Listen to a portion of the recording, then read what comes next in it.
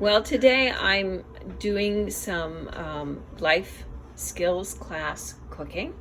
Um, every year, the Hope Christian Academy has a fundraiser at the end of the year or in the spring term where we ask our well, we ask for supporters, and then we put their names in our cookbook. And our cookbook will be recipes from all the different things that we have throughout the year, whether it's the life skills class or whether it's from our mother grandmother tea or Christmas program or family get-togethers. It just is random. But this year's cookbook dealt with our mother grandmother tea for the most part, and our Christmas program, where the mother grandmother tea was based on Anne of Green Gables, and our Christmas program, open house, was Christmas around the world, and we had Germany and Italy and Ireland, and we had recipes from those countries.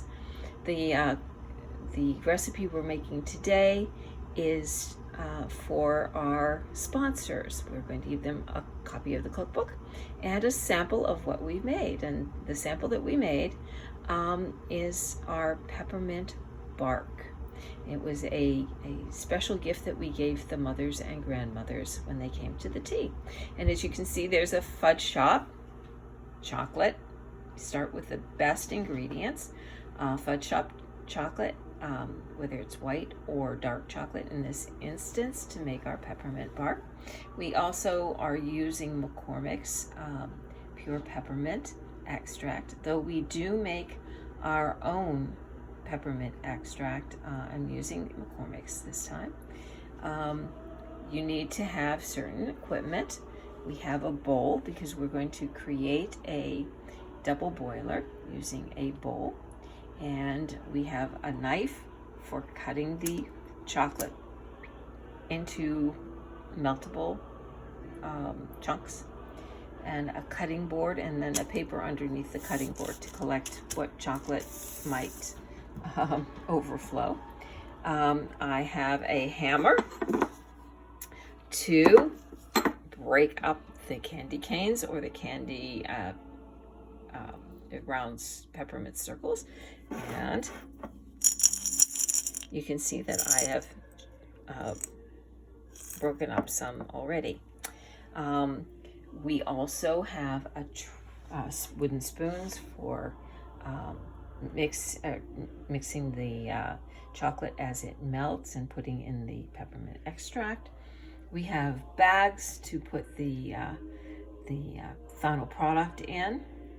And we have a tray where we're going to put the melted chocolate and then put in the refrigerator to rest for 15 minutes, become semi-solid, and then add the white chocolate on top of the dark chocolate.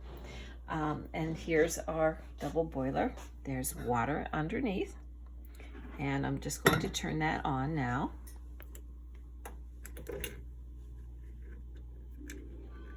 I'm not going to turn it on very high. I'm going to put it at maybe 1 or 2, because I want the water to boil, but I don't want steam or any liquid to get into the chocolate I put in there, because that is not good for chocolate. It causes it to seize and have a terrible consistency. And of course the refrigerator, but I'm not going to show you that. These are the supplies that I need, and I will be back in a minute, and I'll be chopping up some chocolate. All right, in order to make this, we are using fudge shop chocolate. Fudge shop chocolate is absolutely the best, and if you want a good product in the end, you want to use the best ingredients, and so we are working with fudge shop chocolate. It is important to remember that when you break it up, you want as consistent a piece that you can get. Typically, when we work at this, we would have a variety of students doing the work, but this happens to be one of those times when the students got sick and they're not coming near the food. So yes, I'll show you our cookbook as soon as I get these all chopped up. Notice that I'm using a pound of dark chocolate, but I'm only going to use a half a pound of the white chocolate. And the reason I'm doing that is because the white topping isn't as it's just a topping. It's like putting icing on the cake. There's more cake than there is icing. The other thing is I'm going to put peppermint in not just the dark chocolate layer, but in the white chocolate layer as well. And then on top, of course, we're going to sprinkle the peppermint pieces. And you see it's kind of messy. Yes, you will get your hands dirty. Make sure you've washed your hands prior to doing anything with food. And if you have long hair or hair that kind of flops in your face, make sure that you are wearing something to keep your hair back.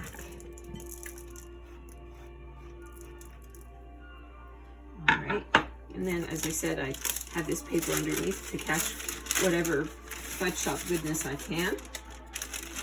And now I've got my bowl. Now I'm going to take this over here and I'm going to put this on top of my pot of water. And I'm doing that because this creates a double boiler, and it is how the chocolate will melt slowly and will make a nice smooth consistency for our bark. Right, this is our cookbook. It's homemade goodies from our kitchens to yours. And you can see here are our invitations and our menu for the Mother-Grandmother tea. And in the very first part, you'll notice that there's Anne of Green Gables raspberry cordial, or we made strawberry shortbread bars. And then we have a quote from L.M. Montgomery's Anne of Green Gables books. Yes, there's a Chick-fil-A lemonade as well. Here are carrot cake bars and the chocolate bark recipe that we used. As I said before, we include peppermint extract in all levels of our bark. Then here is our Christmas Around the World. And we were able to make cinnamon stars from Germany and soda scones from Ireland, and from Italy, Totos. I don't know if you've ever heard of them, but they're delightful little spicy cookies that are really scrumptious. And Italian pizzelles. And then one of our students who's making apple butter and learning how to can. And then we have some other cookies that we had, or candy from other times of the year. And then of course our supporters.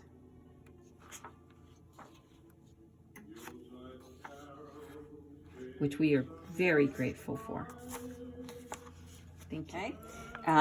The important thing here is to make sure that your burner is on. And yesterday I made some chocolate bark, and I waited and waited and waited, and it hardly melted at all. I couldn't figure it out. And I'm dealing with a new stove here, and I hadn't realized that I didn't turn on the right burner. So life was exciting yesterday. Today I do have the correct burner on, and you'll notice that the chocolate is melting quite nicely, not in overabundance. Just slow and steady. That's what you want. All right. Okay, now I'm doing the exact same thing while the other chocolate is melting. I'm doing the exact same thing that I did before. I'm cutting the white chocolate into chunks. And then I'll be putting them in the second bowl I have ready. Okay, you can see they're not big chunks, but they're not small either. Just not leaving them in this larger size.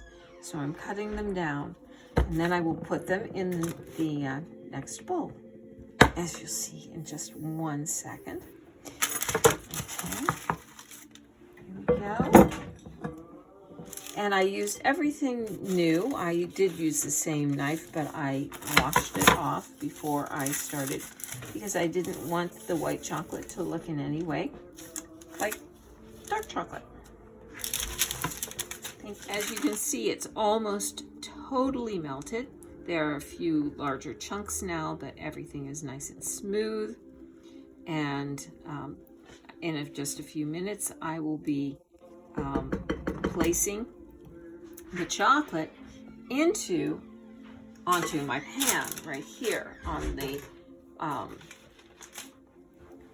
this is parchment paper. I'm using parchment paper. I'm not using waxed paper. I will be using a spatula to remove the chocolate from the bowl. But pretty much it's pretty smooth. Just a little longer. I'm going to add the peppermint now. It's 3/4 of a teaspoon. So I'm just going to use my 1 teaspoon, and I'm just going to eyeball 3/4 rather than just using my 1/4 teaspoon and my 1/2 teaspoon. Oh, I love peppermint. It smells so scrumptious. I did turn off the oven. I mean, not oven, the burner, so that it wouldn't the chocolate wouldn't overcook. And if you'll notice that you can see a definite difference when I put the extract in. It makes the chocolate just a little lighter. Okay, I'm going to put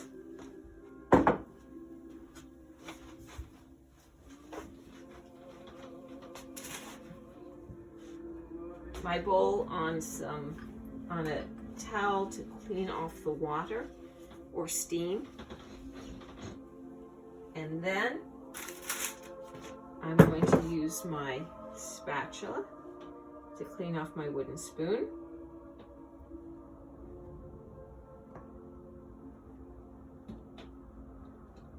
Because you want all the fudge shop goodness. And now I'm just going to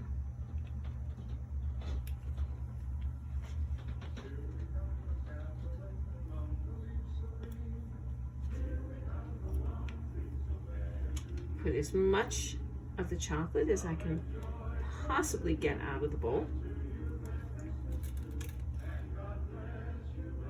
onto the tray. It can be messy, so if you don't want to get messy, don't cook. And then I'm just going to spread it out.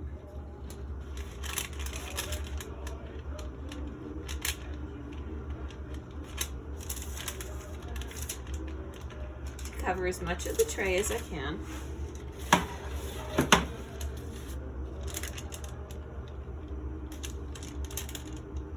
I'm trying to make the layer about the same depth all over.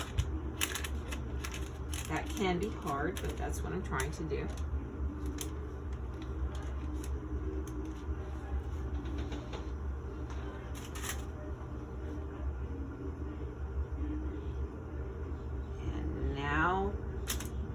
once I'm done with putting the chocolate out, I'm going to put it in the refrigerator. And we'll see it again in about 15 minutes. In the meantime, I'm going to get the white chocolate started for melting. And just about the time that the white chocolate is done, the darker chocolate should be ready to take out of the refrigerator. As you can see, I've already put the chocolate on the hot water. It's just starting to melt. Though I am pretty good at melting dark chocolate, I have typically had a problem with white chocolate, so be very careful with it. It tends to seize at a much different temperature than the dark chocolate. But here's the thing. That's typically using white chocolate morsels. But if you use really good chocolate from the fudge shop, I never have a problem with the white chocolate when it comes from the fudge shop. So wherever you are across the country, if you have a good candy store, one that makes their own candy, use them rather than morsels. Good. And as you can see, slowly but surely the white chocolate is melting. You can also tell that there isn't as much white chocolate as there was the dark chocolate. In class, we typically have music in the background. What better way to do Christmas or holiday baking than to have your favorite Christmas music playing or holiday music playing in the background? Perry Como was an artist from years ago, but his mellow singing brings back memories of his television specials, his holiday specials. I hope you enjoy the background music while we do our cooking, and make sure that you have something that you enjoy on when you are cooking as well.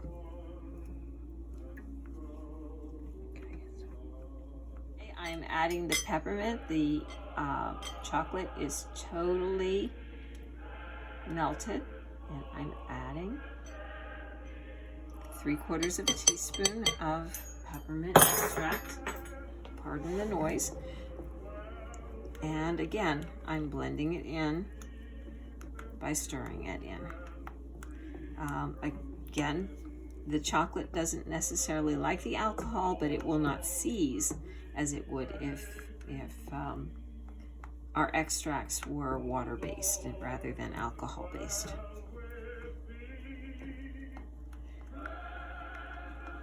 you go. Okay.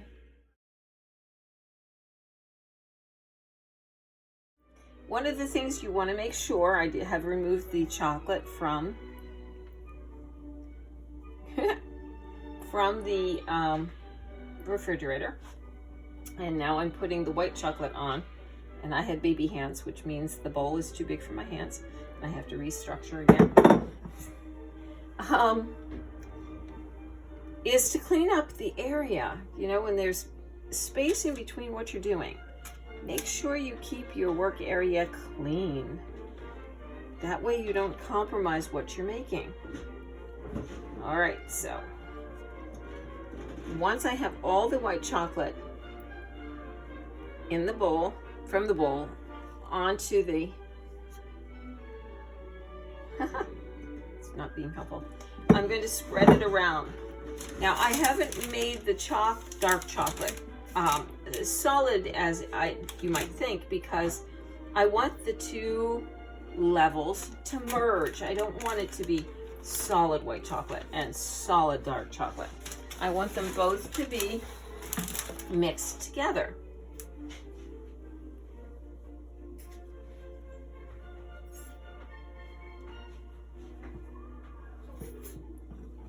All right, I'm going to put this back on here. And then what I'm going to do is I'm going to take my container of peppermint, and I'm just going to sprinkle it over the top. That's my third layer of peppermint. So when I have peppermint bark, I believe my peppermint bark should taste like peppermint.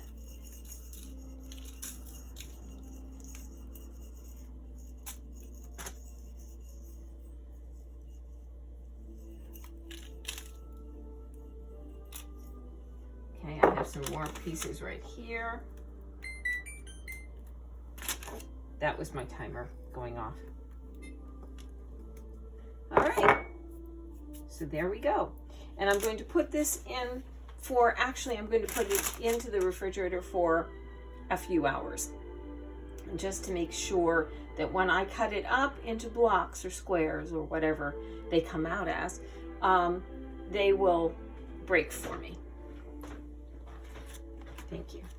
So it's been cooling for about 2, maybe 3 hours now. You know, you get busy and things don't always stop when you want them to.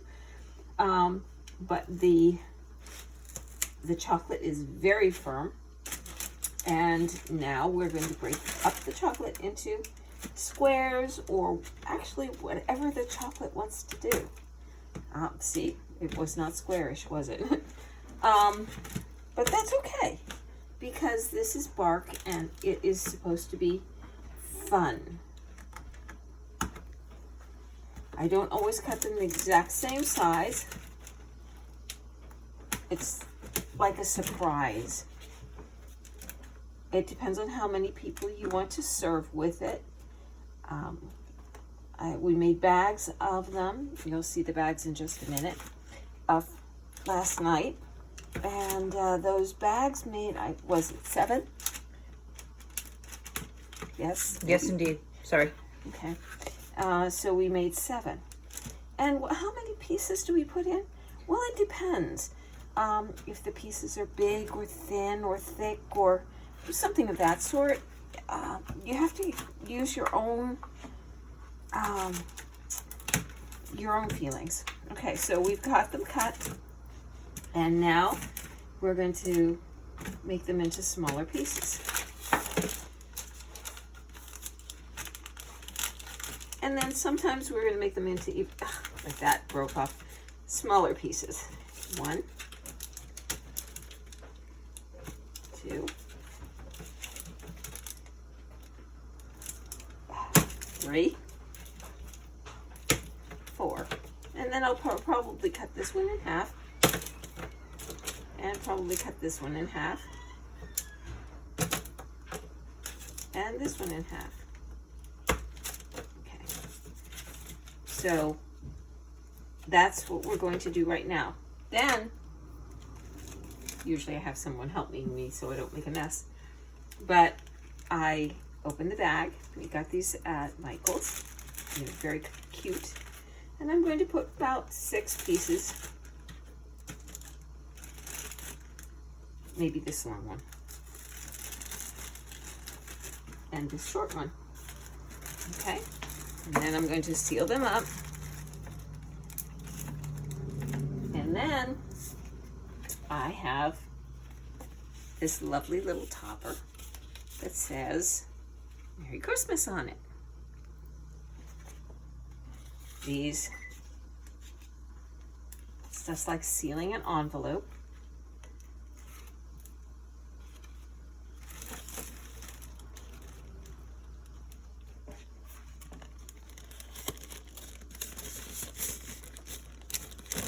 And there you have your first bag. Okay, now we're going to finish them. Bye.